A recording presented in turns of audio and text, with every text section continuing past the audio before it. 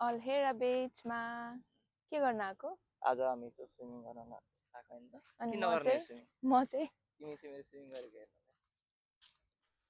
हामी चाहिँ अल्हेरा बीचमा घुम्न गएको थियौँ। ऊ चाहिँ स्विमिङ गर्नलाई अनि म चाहिँ ऊ स्विमिङ गरेको हेर्नको लागि गएको। यो चाहिँ हाम्रो पहिलो भ्लग हो। नेपाली जो दुबईमा बसिरहेछ।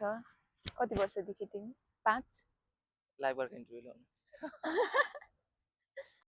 मलाई चाहिँ अब त्यस्तो भ्लगहरू खासैमा बोल्न पनि आउँदैन, त्यही भएर आफ्नै भिडियो खिचेको। अब विदेश आएर 9 वर्षसम्म बसेपछि चाहिँ के रियलाइज भयो भने अनेस्टको साथ काम गरेर मेहनत गरेर चाहिँ कहिले पनि धेरै धेरै पैसा चाहिँ कहिले नहुने रहेछ, पैसाले कहिले पनि नपुग्ने रहेछ। अब हामी जस्तो मान्छेहरूले सोच्ने भनेकै कि त लट्री परेर धनी हुने कि त रातारात केही न केही भाग्य चम्किने।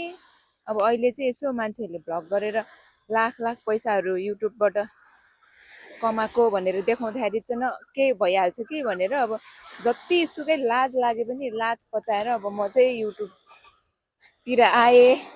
सबैजनाले सब्सक्राइब गरिदिनु होला। युट्युब च्यानलको नाम पनि आफूलाई नै भन्न आउँदैन के भन्ने।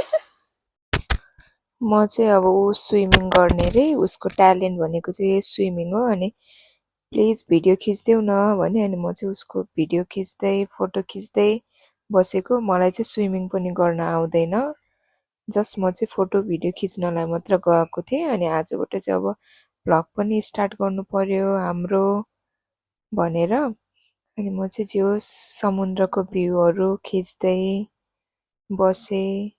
त्यसपछि अनि उसको र मेरो नामहरू बनाएँ, बसेँ। यही हो। Thank you for watching. Please subscribe our channel.